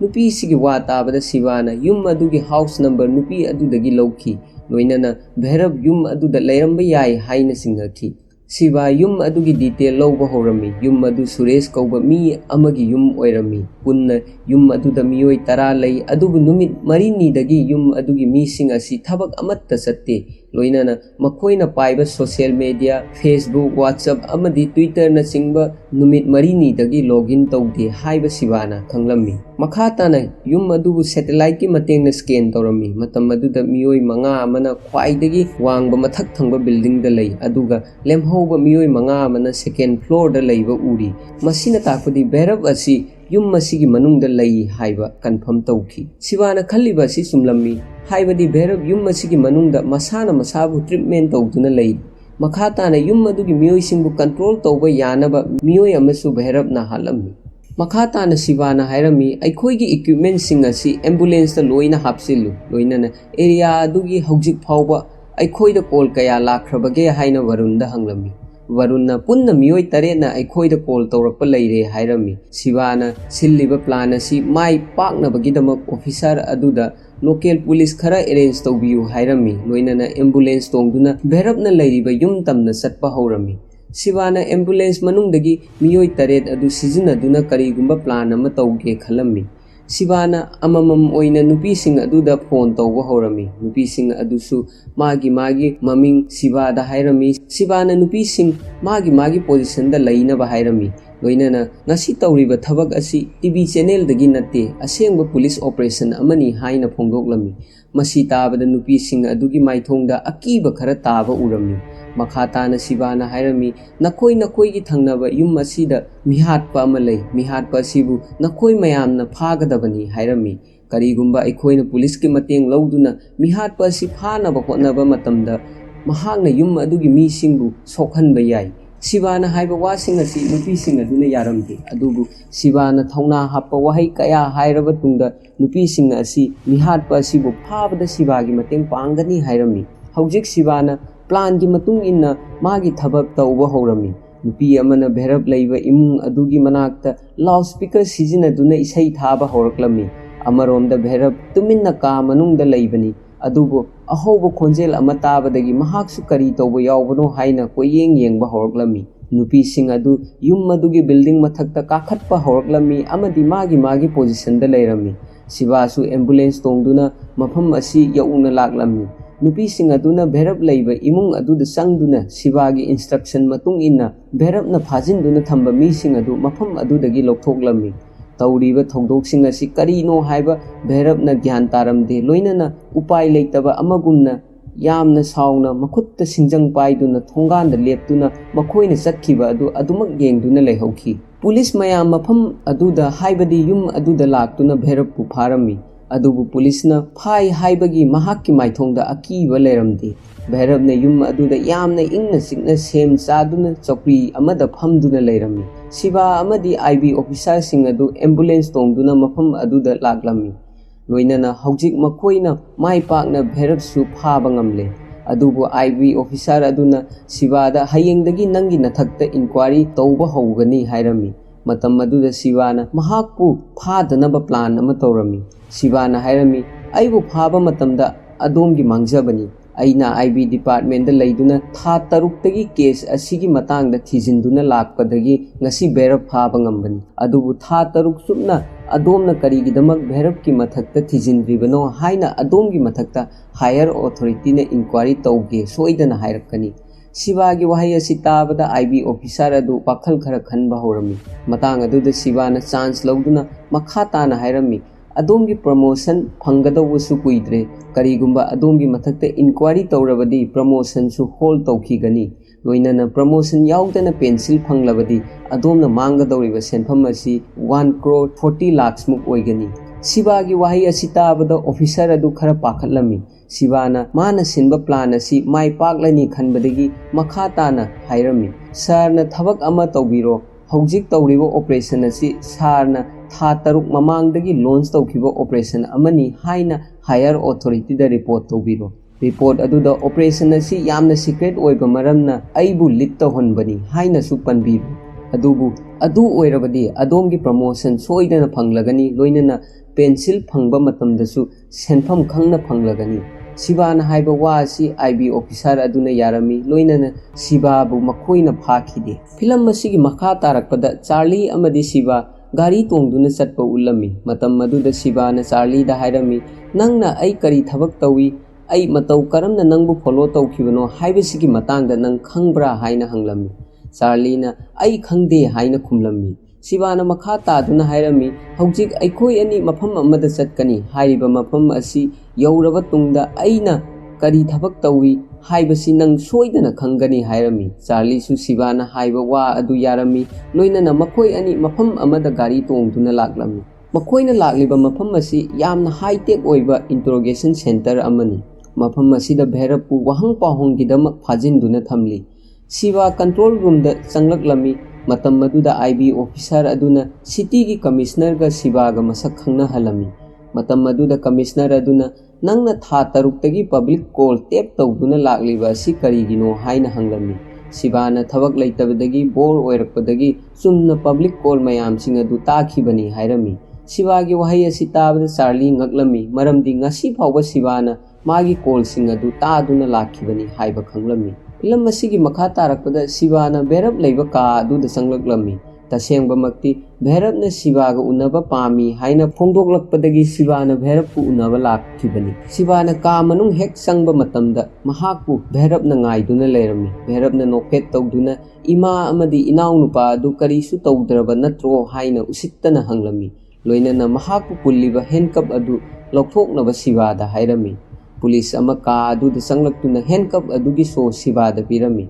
शिवाना भैरव की पुल्लिबा हैंडकप अदु लौथोकलमी लोइनना नंगी plan करीनो अमदी Karamba hospital no हाइना Bhairav ता हंगलमी भैरवना हाइरमी करंबा हॉस्पिटल नो हाइबसी नंगना खंगबा पामली अदुबु जीवा अमबु हाटबा असिदा करीसु असोइबा अमत्ता लैते मसी नेचरना थमलंबनी मरम अदुना ईश्वरना जीवा अमबु मबुक थन्ना पिजनबगिदमक जीवा अमा सेमबनी करीगुंबा जीवा अमना जीवा अमबु हाटपा असि अरानबा थबक ओइरगदी करीगिदमक ईश्वरना लिंद महु हापलमलिबनो शिवाना भैरव की पाउखुम पीरदुना अइखोय मियोइबा असि महु चेनबा जीवा नत्ते हाइरमी भैरवना मखा ताना हाइरमी होय ईश्वरना अइखोय मियोइबदा पीरिबसि वाखल लौसिंगनी असेंबा शक्ति असि अइखोयगी ब्रेनदा लई असोनबा कांगलुप की मीसिंगना मसाना मसाबु कंजनबगिदमक सेमजबा अदुनी लो हाइबसे करीगुंबा अइखोयना सजी अमा हालबदी जेल चंगनी अदुबु हामेंग अमा हालबदी बलि तौबनी हाइनगनी मसी करीगिनो मरमदी सजीगी मसिंग असि यामदे अदुबु हामेंगी मसिंगदी यामना यामी मसी हामेंगी असोइबरा करीगुंबा मसी अचुंबा ओइरगदी मालेम मसीदा ख्वाइदगी मसिंग यामलिबा असि मियोइबा जातिनी अदु ओइरगदी मी हाटपा मतमदा अरानबा करीसु लैते मखा ताना भैरवना हाइरमी चही कयागी ममांगदा ꯀꯅꯥꯒꯨꯝꯕ ꯑꯃꯒꯤ ꯅꯨꯄꯤ ꯐꯥꯗꯨꯅ ꯄꯨꯈꯤꯕ ꯃꯇꯝꯗ ꯀꯅꯥꯃꯠꯇꯅ ꯀꯔꯤꯁꯨ ꯍꯥꯏꯗꯦ꯫ ꯃꯁꯤꯒꯤꯁꯨ ꯃꯊꯛꯇ ꯂꯦꯝꯍꯧꯔꯤꯕ ꯃꯤꯁꯤꯡ ꯑꯗꯨ ꯁꯨꯔꯨꯡ ꯃꯅꯨꯡꯗ ꯆꯪꯗꯨꯅ ꯂꯣꯠꯈꯤ꯫ ꯁꯨꯔꯨꯡꯗ ꯂꯩꯕ ꯃꯤꯁꯤꯡ ꯑꯗꯨꯅ ꯊꯣꯡ ꯄꯥꯟꯗꯨꯅ ꯉꯥꯛꯊꯣꯛꯆꯈꯤ꯫ ꯃꯁꯤꯒꯤ ꯃꯇꯨꯡꯗ ꯊꯣꯡ ꯑꯗꯨ ꯊꯨꯒꯥꯏꯗꯅꯕ ꯁꯣ ꯄꯥꯟꯈꯤ꯫ ꯑꯗꯨꯕꯨ ꯁꯣ ꯊꯨꯒꯥꯏꯔꯛꯄꯗꯒꯤ ꯑꯍꯤꯡ ꯆꯨꯞꯄ ꯇꯨꯝꯗꯅ ꯃꯈꯣꯏ ꯃꯁꯦꯟ ꯉꯥꯛ ꯁꯦꯟꯅꯗꯨꯅ ꯂꯩꯈꯤ꯫ ꯅꯣꯡꯃ ꯃꯈꯣꯏꯕꯨ ꯀꯟꯕꯤꯕ ꯃꯤꯑꯣꯏ ꯑꯃ ꯂꯥꯛꯈꯤ꯫ "ꯅꯪꯒꯤ ꯃꯇꯨꯡ ꯏꯟꯅ ꯂꯥꯛꯂꯤꯕ ꯑꯍꯣꯡꯕ ꯃꯌꯥꯝ ꯑꯁꯤ ꯀꯔꯤꯅꯣ ꯍꯥꯏꯕ ꯈꯪꯕ꯭ꯔꯥ? ꯃꯁꯤ ꯑꯀꯤꯕ ꯍꯥꯏꯕ ꯋꯥꯍꯩ ꯑꯁꯤꯅ ꯍꯣꯡꯍꯟꯕꯅꯤ꯫ ꯍꯥꯏꯔꯤꯕ ꯑꯀꯤꯕ ꯍꯥꯏꯕ ꯋꯥꯍꯩ ꯑꯁꯤꯅꯤ ꯑꯩꯅ ꯃꯌꯥꯝꯗ ꯄꯤꯔꯤꯕꯁꯤ꯫ ꯑꯗꯨꯕꯨ ꯑꯩ ꯑꯀꯤꯕ ꯍꯥꯏꯕꯁꯤ ꯀꯔꯤꯅꯣ ꯍꯥꯏꯕꯗꯤ ꯈꯪꯗꯦ" ꯍꯥꯏꯅ ꯀꯔꯦꯝꯅꯗꯨꯅ ꯁꯤꯕꯥꯗ ꯍꯥꯏꯔꯝꯃꯤ꯫ ꯁꯤꯕꯥꯅ ꯚꯩꯔꯞꯀꯤ ꯄꯥꯎꯈꯨꯝ ꯄꯤꯔꯗꯨꯅ, "ꯅꯪ ꯑꯀꯤꯕ ꯀꯔꯤꯅꯣ ꯈꯪꯗꯦ ꯍꯥꯏꯕ ꯅꯠꯇ꯭ꯔꯣ? ꯑꯩꯅ ꯅꯪꯒꯤ ꯅꯅꯥꯎ ꯅꯨꯄꯥꯕꯨ ꯅꯪꯒꯤ ꯅꯃꯥꯡꯗ ꯅꯣꯡꯃꯩꯅ ꯀꯥꯞꯇꯨꯅ ꯍꯥꯠꯈꯤꯕ ꯃꯇꯝꯗ ꯅꯪꯒꯤ ꯊꯃꯣꯏꯗ ꯐꯥꯎꯈꯤꯕ ꯑꯗꯨꯕꯨꯅꯤ ꯑꯀꯤꯕ ꯍꯥꯏꯔꯤꯕꯁꯦ꯫ ꯅꯪꯒꯤ ꯅꯅꯥꯎ ꯅꯨꯄꯥ ꯁꯤꯕ ꯃꯇꯝꯗ ꯅꯪꯅ ꯃꯤꯌꯥꯝ ꯃꯔꯛꯇ ꯂꯣꯠꯇꯨꯅ ꯇꯨꯃꯤꯟꯅ ꯂꯦꯞꯇꯨꯅ ꯂꯩꯈꯤꯕ ꯑꯗꯨꯕꯨꯅꯤ ꯑꯀꯤꯕ ꯍꯥꯏꯔꯤꯕꯁꯤ꯫ ꯑꯩꯅꯁꯨ ꯅꯪꯕꯨ ꯀꯃꯥꯏꯅ ꯀꯤꯍꯟꯒꯅꯤ ꯍꯥꯏꯕꯁꯤ ꯈꯪꯏ." ꯁꯤꯕꯥꯒꯤ ꯋꯥꯍꯩ ꯑꯁꯤ ꯇꯥꯕꯗ ꯚꯩꯔꯞꯀꯤ ꯃꯥꯏꯊꯣꯡꯗ ꯁꯥꯎꯕꯒꯤ ꯃꯃꯤ ꯈꯔ ꯇꯥꯕ ꯎꯕ ꯐꯪꯂꯝꯃꯤ꯫ ꯑꯗꯨꯕꯨ ꯚꯩꯔꯞꯅ "ꯍꯧꯖꯤꯛ ꯍꯣꯁꯄꯤꯇꯥꯜꯒꯤ ꯋꯥꯁꯤ ꯊꯝꯈꯤꯁꯤ, ꯀꯔꯤꯒꯨꯝꯕ ꯏꯝꯄꯣꯔꯇꯦꯟ ꯑꯣꯏꯕ ꯋꯥ ꯑꯃ ꯍꯥꯏꯒꯦ꯫ ꯍꯧꯖꯤꯛ ꯔꯦꯡꯀꯣ ꯍꯤꯜꯒꯤ ꯃꯊꯛꯇ ꯌꯥꯝꯅ ꯆꯥꯎꯕ ꯅꯨꯡ ꯑꯃꯕꯨ ꯅꯨꯡ ꯃꯆꯥ ꯑꯃꯅ ꯉꯥꯛꯇꯨꯅ ꯂꯩꯔꯤ꯫ ꯐꯤꯖꯤꯛꯁ ꯀꯦꯃꯤꯁꯇ꯭ꯔꯤꯒꯤ ꯄ꯭ꯔꯣꯐꯦꯁꯔꯅ ꯍꯥꯏꯗ꯭ꯔꯣꯀ꯭ꯂꯣꯔꯤꯛ ꯑꯦꯁꯤꯗꯄꯨ ꯅꯨꯡ ꯃꯆꯥ ꯃꯅꯨꯡꯗ ꯍꯥꯞꯆꯤꯟꯒꯅꯤ꯫ ꯉꯥꯏꯍꯥꯛ ꯂꯩꯔꯕ ꯇꯨꯡꯗ ꯅꯨꯡ ꯃꯆꯥ ꯑꯗꯨ ꯃꯆꯦꯠ ꯇꯥꯅ ꯀꯥꯏꯒꯅꯤ꯫ ꯃꯆꯦꯠ ꯇꯥꯅ ꯀꯥꯏꯕ ꯃꯔꯝꯅ ꯅꯨꯡ ꯑꯆꯧꯕ ꯑꯗꯨꯒꯤ ꯁꯄꯣꯔꯠ ꯑꯃꯠꯇ ꯂꯩꯔꯔꯣꯏ꯫ ꯃꯗꯨꯗꯒꯤ ꯅꯨꯡ ꯑꯗꯨ ꯁꯤꯇꯤ ꯇꯝꯅ ꯑꯣꯟꯊꯔꯛꯀꯅꯤ꯫ ꯅꯨꯡ ꯑꯗꯨꯒꯤ ꯃꯃꯥꯡꯗ ꯂꯩꯕ ꯃꯤꯑꯣꯏ ꯀꯌꯥꯕꯨ ꯅꯨꯡ ꯑꯗꯨꯅ ꯍꯥꯠꯇꯣꯛꯈꯤꯒꯅꯤ꯫ ꯍꯣꯁꯄꯤꯇꯥꯜꯒꯤ ꯋꯥꯗꯤ ꯅꯪꯒꯤ ꯐꯥꯏꯅꯦꯜ ꯔꯥꯎꯟꯗ ꯑꯣꯏꯅ ꯊꯝꯒꯦ꯫ ꯍꯧꯖꯤꯛ ꯁꯤꯇꯤ ꯑꯁꯤꯕꯨ ꯀꯟꯕ ꯉꯝꯕ꯭ꯔꯥ ꯌꯦꯡꯉꯨ꯫ ꯂꯣꯏꯅꯅ ꯅꯨꯡ ꯑꯗꯨ ꯃꯄꯨꯡ ꯐꯥꯅ ꯁꯤꯇꯤ ꯌꯧꯔꯛꯄꯗ ꯃꯤꯅꯤꯠ 95 ꯆꯪꯒꯅꯤ꯫ ꯅꯔꯤꯜ ꯂꯩꯔꯒꯗꯤ ꯃꯐꯝ ꯑꯗꯨꯗ ꯆꯠꯇꯨꯅ ꯃꯤꯌꯥꯝꯁꯤꯡꯕꯨ ꯀꯟꯅꯕ ꯍꯣꯠꯅꯧ." ꯚꯩꯔꯞꯀꯤ ꯋꯥ ꯑꯁꯤ ꯇꯥꯕꯗ ꯁꯤꯕꯥ ꯉꯛꯂꯝꯃꯤ ꯑꯃꯗꯤ ꯑꯇꯩ ꯄꯨꯂꯤꯁ ꯑꯣꯐꯤꯁꯥꯔꯁꯤꯡ ꯑꯗꯨꯁꯨ ꯚꯩꯔꯞꯀꯤ ꯋꯥ ꯑꯁꯤ ꯇꯥꯕꯗ ꯌꯥꯝꯅ ꯉꯛꯂꯝꯃꯤ꯫ ꯄꯨꯂꯤꯁ ꯑꯃꯗꯤ ꯁꯤꯕꯥ ꯃꯐꯝ ꯑꯗꯨꯗꯒꯤ ꯔꯦꯡꯀꯣ ꯍꯤꯜ ꯇꯝꯅ ꯆꯠꯂꯝꯃꯤ꯫ ꯁꯤꯕꯥꯅ ꯃꯐꯝ ꯑꯃ ꯌꯧꯔꯛꯂꯕ ꯇꯨꯡꯗ ꯁ꯭ꯀꯨꯜꯒꯤ ꯑꯉꯥꯡ ꯃꯌꯥꯝ ꯊꯦꯡꯅꯔꯝꯃꯤ꯫ ꯂꯣꯏꯅꯅ ꯆꯥꯔꯂꯤꯕꯨ ꯃꯐꯝ ꯑꯗꯨꯗ ꯊꯝꯂꯝꯂꯒ ꯃꯈꯥ ꯇꯥꯅ ꯒꯥꯔꯤ ꯊꯧꯗꯨꯅ ꯆꯠꯂꯝꯃꯤ꯫ ꯅꯨꯡ ꯑꯗꯨꯁꯨ ꯆꯤꯡꯗꯒꯤ ꯇꯥꯔꯛꯇꯨꯅ ꯁꯤꯇꯤ ꯃꯅꯨꯡꯗ ꯑꯃꯥꯡ ꯑꯇꯥ ꯊꯣꯛꯍꯟꯕ ꯍꯧꯔꯛꯂꯝꯃꯤ꯫ ꯁꯤꯕꯥ ꯅꯨꯡ ꯃꯅꯥꯛ ꯌꯧꯔꯛꯂꯝꯃꯤ꯫ ꯂꯣꯏꯅꯅ ꯃꯥꯒꯤ ꯒꯥꯔꯤ ꯑꯗꯨꯗꯒꯤ ꯀꯨꯝꯊꯔꯛꯇꯨꯅ ꯇ꯭ꯔꯛ ꯑꯃꯗ ꯀꯥꯈꯠꯈꯤꯔꯝꯃꯤ꯫ ꯃꯍꯥꯛꯅ ꯇ꯭ꯔꯛ ꯑꯗꯨꯒꯤ ꯃꯇꯦꯡꯅ ꯅꯨꯡ ꯑꯗꯨ ꯊꯤꯡꯅꯕ ꯍꯣꯠꯅꯔꯝꯃꯤ꯫ ꯑꯗꯨꯕꯨ ꯅꯨꯡ ꯑꯗꯨ ꯌꯥꯝꯅ ꯆꯥꯎꯕ ꯃꯔꯝꯅ ꯇ꯭ꯔꯛ ꯑꯗꯨ ꯃꯈꯥꯗ ꯑꯣꯜꯍꯟꯈꯤꯔꯝꯃꯤ꯫ ꯎꯄꯥꯏ ꯂꯩꯇꯕꯗꯒꯤ ꯁꯤꯕꯥ ꯇ꯭ꯔꯛ ꯃꯅꯨꯡꯗꯒꯤ ꯊꯣꯛꯂꯛꯂꯝꯃꯤ꯫ ꯂꯣꯏꯅꯅ ꯃꯤꯌꯥꯝ ꯂꯩꯕ ꯃꯔꯛ ꯑꯗꯨꯗ ꯆꯦꯟꯁꯤꯟꯅꯕ ꯍꯣꯠꯅꯔꯝꯃꯤ꯫ ꯑꯗꯨꯕꯨ ꯃꯐꯝ ꯑꯗꯨꯗ ꯂꯩꯕ ꯃꯤꯌꯥꯝꯁꯤꯡ ꯑꯗꯨ ꯆꯥꯎꯔꯕ ꯅꯨꯡ ꯑꯃ ꯃꯈꯣꯏ ꯇꯝꯅ ꯂꯥꯛꯄ ꯑꯗꯨꯗ ꯃꯤꯄꯥꯏꯕꯗꯒꯤ ꯀꯣꯏꯆꯦꯟ ꯆꯦꯟꯅꯔꯝꯃꯤ꯫ ꯑꯔꯣꯏꯕꯗ ꯒꯥꯔꯤ ꯀꯥꯔ ꯃꯌꯥꯝ ꯑꯃꯅ ꯅꯨꯡ ꯑꯗꯨꯒꯤ ꯃꯃꯥꯡꯗ ꯂꯩꯕꯗꯒꯤ ꯅꯨꯡ ꯑꯗꯨ ꯑꯣꯟꯊꯔꯒ ꯂꯥꯛꯄ ꯂꯦꯞꯈꯤꯔꯝꯃꯤ꯫ ꯁꯤꯕꯥ ꯑꯃꯗꯤ ꯃꯐꯝ ꯑꯗꯨꯗ ꯂꯩꯕ ꯃꯤꯁꯤꯡ ꯑꯗꯨ ꯑꯔꯣꯏꯕꯗ ꯁꯣꯔ ꯁꯥꯡꯅ ꯍꯣꯟꯗꯨꯅ ꯒ꯭ꯌꯥꯟ ꯇꯥꯈꯤꯔꯝꯃꯤ꯫ ꯉꯥꯏꯍꯥꯛ ꯂꯩꯔꯕ ꯇꯨꯡꯗ ꯄꯨꯂꯤꯁ ꯃꯐꯝ ꯑꯗꯨꯗ ꯂꯥꯛꯈꯤꯔꯝꯃꯤ꯫ ꯃꯈꯣꯏꯅ ꯆꯥꯎꯔꯕ ꯅꯨꯡ ꯑꯗꯨ ꯎꯕꯗ ꯉꯛꯂꯝꯃꯤ꯫ ꯇꯟꯖꯥ ꯑꯗꯨꯗ ꯋꯥꯌꯔꯂꯦꯁꯇ ꯀꯣꯜ ꯑꯃ ꯂꯥꯛꯂꯝꯃꯤ꯫ ꯍꯦꯗꯀ꯭ꯋꯥꯔꯇꯔꯗꯒꯤ ꯚꯩꯔꯞ ꯅꯥꯟꯊꯣꯛꯇꯨꯅ ꯆꯦꯟꯈ꯭ꯔꯦ ꯍꯥꯏꯕ ꯄꯥꯎ ꯄꯨꯂꯤꯁꯁꯤꯡ ꯑꯗꯨꯅ ꯐꯪꯂꯝꯃꯤ꯫ ꯄꯥꯎ ꯑꯁꯤ ꯄꯨꯂꯤꯁ ꯑꯃꯅ ꯁꯤꯕꯥꯗ ꯄꯤꯔꯝꯃꯤ꯫ ꯊꯤꯟꯊꯕ ꯇꯧꯗꯅ ꯃꯈꯣꯏ ꯂꯣꯏꯅ ꯍꯦꯗꯀ꯭ꯋꯥꯔꯇꯔ ꯍꯥꯏꯕꯗꯤ ꯚꯩꯔꯞ ꯊꯝꯈꯤꯕ ꯃꯐꯝ ꯑꯗꯨꯗ ꯑꯃꯨꯛ ꯂꯥꯛꯂꯝꯃꯤ꯫ ꯃꯈꯣꯏꯅ ꯑꯀꯣꯏꯕꯗ ꯁꯤꯗꯨꯅ ꯇꯥꯗꯨꯅ ꯂꯩꯕ ꯄꯨꯂꯤꯁ ꯃꯌꯥꯝ ꯑꯃ ꯊꯦꯡꯅꯔꯝꯃꯤ꯫ ꯍꯥꯏꯔꯤꯕ ꯄꯨꯂꯤꯁꯁꯤꯡ ꯑꯁꯤ ꯚꯩꯔꯞ ꯉꯥꯛ ꯁꯦꯟꯅꯕ ꯂꯩꯕ ꯄꯨꯂꯤꯁ ꯉꯥꯛꯇꯅꯤ꯫ ꯁꯤꯕꯥꯅ ꯃꯇꯧ ꯀꯔꯝꯅ ꯚꯩꯔꯞ ꯅꯥꯟꯊꯣꯛꯈꯤꯕꯅꯣ ꯍꯥꯏꯅ CCTVꯗ ꯌꯦꯡꯂꯝꯃꯤ꯫ CCTV ꯔꯦꯀꯣꯔꯗꯤꯡꯗ ꯚꯩꯔꯞꯅ ꯌꯥꯝꯅ ꯃꯤꯅꯨꯡꯁꯤ ꯂꯩꯇꯅ ꯄꯨꯂꯤꯁꯁꯤꯡꯕꯨ ꯍꯥꯠꯂꯕ ꯇꯨꯡꯗ ꯃꯐꯝ ꯑꯗꯨꯗꯒꯤ ꯆꯠꯈꯤꯕ ꯁꯤꯕꯥꯅ ꯎꯔꯝꯃꯤ꯫ ꯍꯧꯖꯤꯛ ꯄꯥꯎ ꯑꯁꯤ ꯅ꯭ꯌꯨꯁ ꯆꯦꯅꯦꯜ ꯐꯥꯎꯕ ꯌꯧꯔꯛꯂꯝꯃꯤ꯫ ꯅ꯭ꯌꯨꯁꯇ ꯌꯥꯝꯅ ꯁꯥꯊꯤꯕ ꯚꯩꯔꯞ ꯀꯧꯕ ꯁꯦꯔꯤꯌꯦꯜ ꯀꯤꯂꯔ ꯑꯃ ꯄꯨꯂꯤꯁ ꯃꯌꯥꯝ ꯑꯃꯕꯨ ꯍꯥꯠꯂꯝꯂꯕ ꯇꯨꯡꯗ ꯄꯨꯂꯤꯁ ꯀꯁꯇꯗꯤꯗꯒꯤ ꯅꯥꯟꯊꯣꯛꯈ꯭ꯔꯦ꯫ ꯌꯥꯝꯅ ꯀꯨꯞꯄ ꯄꯥꯎ ꯑꯃꯒꯤ ꯃꯇꯨꯡ ꯏꯟꯅ ꯚꯩꯔꯞꯅ ꯇꯧꯒꯗꯧꯔꯤꯕ ꯅꯦꯛꯁ ꯇꯥꯔꯒꯦꯠ ꯑꯁꯤ ꯍꯣꯁꯄꯤꯇꯥꯜ ꯑꯃꯅꯤ ꯍꯥꯏꯕ ꯈꯪꯂꯦ꯫ ꯑꯗꯨꯕꯨ ꯀꯔꯝꯕ ꯍꯣꯁꯄꯤꯇꯥꯜꯅꯣ ꯈꯪꯗꯕ ꯃꯔꯝꯅ ꯍꯣꯁꯄꯤꯇꯥꯜꯗ ꯂꯩꯕ ꯗꯣꯛꯇꯔ, ꯅꯔꯁ ꯑꯃꯗꯤ ꯄꯦꯁꯦꯟꯠꯁꯤꯡꯒꯤ ꯆꯦꯛꯁꯤꯟ ꯊꯧꯔꯥꯡ ꯁꯔꯀꯥꯔꯅ ꯂꯧꯈꯠꯅꯕ ꯇꯧꯔꯤ꯫ ꯂꯣꯏꯅꯅ ꯀꯦꯁ ꯑꯁꯤꯕꯨ ꯍꯦꯟꯗꯜ ꯇꯧꯅꯕ ꯑꯅꯧꯕ ꯑꯣꯐꯤꯁꯥꯔ ꯑꯃꯕꯨ ꯑꯄꯣꯏꯟꯠ ꯇꯧꯔꯦ ꯍꯥꯏꯅ ꯅ꯭ꯌꯨꯁꯇ ꯍꯥꯏꯔꯝꯃꯤ꯫ ꯍꯣꯁꯄꯤꯇꯥꯜ ꯈꯨꯗꯤꯡꯃꯛꯀꯤ ꯃꯃꯥꯡꯗ ꯃꯤꯗꯤꯌꯥ ꯅ꯭ꯌꯨꯁ ꯆꯦꯅꯦꯜ ꯃꯌꯥꯝ ꯑꯃ ꯅ꯭ꯌꯨꯁ ꯔꯤꯄꯣꯔꯠ ꯇꯧꯅꯕꯒꯤ ꯉꯥꯏꯗꯨꯅ ꯂꯩꯔꯤ꯫ ꯍꯧꯖꯤꯛ ꯄꯨꯂꯤꯁ ꯑꯃꯗꯤ ꯁꯤꯕꯥ ꯌꯥꯎꯅ ꯃꯇꯧ ꯀꯔꯝꯅ ꯚꯩꯔꯞꯄꯨ ꯍꯣꯁꯄꯤꯇꯥꯜꯗ ꯑꯦꯇꯦꯛ ꯇꯧꯕ ꯑꯁꯤꯗꯒꯤ ꯉꯥꯛꯊꯣꯛꯀꯅꯤ ꯍꯥꯏꯅ ꯄ꯭ꯂꯥꯟ ꯇꯧꯔꯝꯃꯤ꯫ ꯑꯔꯣꯏꯕꯗ ꯁꯤꯕꯥ ꯍꯣꯁꯄꯤꯇꯥꯜ ꯈꯨꯗꯤꯡꯃꯛꯇ ꯆꯠꯇꯨꯅ ꯃꯍꯥꯛꯀꯤ ꯄ꯭ꯂꯥꯟ ꯍꯥꯏꯔꯝꯃꯤ꯫ ꯃꯍꯥꯛꯅ ꯍꯥꯏꯔꯝꯃꯤ, "ꯕ꯭ꯂꯣꯛ ꯈꯨꯗꯤꯡꯃꯛꯀꯤ ꯄꯨꯂꯤꯁ ꯊꯝꯕꯅꯤ, ꯑꯗꯨꯕꯨ ꯍꯧꯖꯤꯛ ꯐ꯭ꯂꯣꯔ ꯈꯨꯗꯤꯡꯃꯛꯇ ꯄꯨꯂꯤꯁ ꯂꯩꯒꯅꯤ꯫ ꯀꯔꯤꯒꯨꯝꯕ ꯍꯣꯁꯄꯤꯇꯥꯜꯒꯤ ꯁ꯭ꯇꯥꯐꯁꯤꯡꯅ ꯆꯤꯡꯅꯕ ꯌꯥꯎꯔꯒꯗꯤ ꯐ꯭ꯂꯣꯔ ꯄꯨꯂꯤꯁꯇ ꯔꯤꯄꯣꯔꯠ ꯇꯧꯕꯤꯌꯨ꯫ ꯂꯣꯏꯅꯅ CCTV ꯀꯦꯃꯦꯔꯥꯕꯨ ꯆꯦꯛꯁꯤꯟꯅ ꯌꯦꯡꯕꯤꯌꯨ" ꯍꯥꯏꯔꯝꯃꯤ꯫ शिवा अमदी पुलिस खरा न्यूज़ येंगदुना लेयिंगै मतमदा चार्लीना फोन तौरखिरमी। अहानबदा शिवाना फोन रिसीव तौरमदे महाक्की वाखलदा चार्लीना मखोई अनी नुंगसिनबगी मतांगदा करिगुंबा खरा हाइगद्रा हाइना थाजरमी। अदुबु हंजिन हंजिन तौरक्पा मरमना शिवाना फोन अदु रिसीव तौरमी। लोइनाना मतांग असिदा करी थबक लेबगी फोन हंजिन हंजिन तौरक्लिबनो हाइना nganglami adubu matam aduda Charlie na hairami ai ngasi house surgeon ama chalui mafam aduda compounder amana kanagumba amada khutlona duna wa ngangba urami aina singnabadagi makhoigi matungda satki compounder aduga loina duna satkiba nupa adu yengbada bherap yamna mali loina na masi haige na phone torokpani hairam laga Charlie phone adu kakthatki loina na phone adu switch off phawba tawki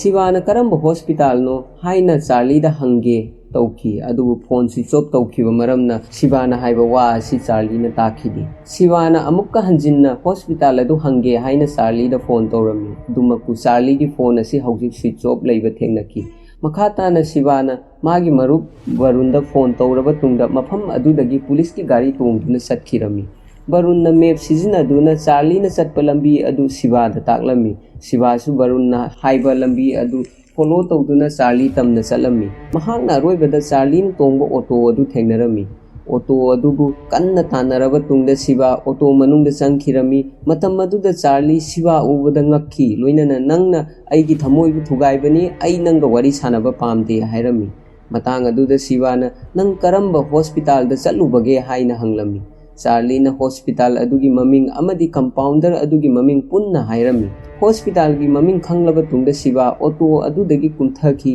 loinana mana thorapa police ki gari adu thauduna life care ko hospital tamna chalami special officer aduna Siva da phone tawraktuna hospital adugi maming khanglabra haina hanglami Sivana hospital adugi maming khangle adubu sarna matam khajiktang di ngaibiyu karigumba pawasi media na khanglabadi mi ayamba pakhatkani masigi su mathakta bherap ki oina yamna harawba oigani maram aduna case asi aina oina handle tawge haiki hojik Siva life care hospital yoraklami mafam aduda mahagna Ram Prasad kauba general compounder amabu thiba horaklami aroibada mahagna Ram Prasad thengnarami matam maduda Sivana nangi nasanupa kadaida leibage haina Ram Prasad ta hanglami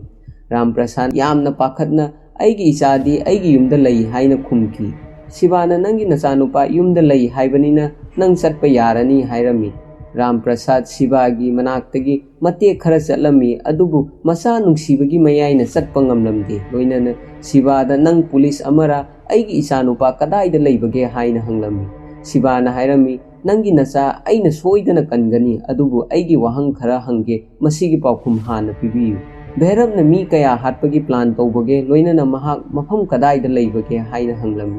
Ram Prasad na hairami mahak na hatpa pamliba si hospital asida leiba mioi khudingmak puni Sivana matau karamna mahak na hatpagi plan tawribano haina hanglami Ram Prasad na hospital asida sakti leiba bom khara mahak na plan tawduna thamkre bom adu pokhailaklabadi hospital asida leiba mi ayamba sigani hairami Sivana bom plan tawpham mafam adu nang khangbra karigumba khanglabadi mafam adu yauna aibu pubiyu hairami Ram Prasad na mafam adu khangi loinana Siva bu mafam adu tamna puba horami tanja adu da hospital gi manungda bom pokhaiba horakhirami bom pokhaibagi khonjel tabada mi mayam mi painarami amadi mafam adu da koichen chenba horami Siva su yamna pakhatna amadi ngakna mafam adu da leptuna leirami hojik bom sing adu mari pokhairapa maramna hospital gi building ningkhaiba horaklami Sivana hospital manungda leiba staff amadi patient sing adu tekta kaidana mapan thoknabagi damang mateng panglami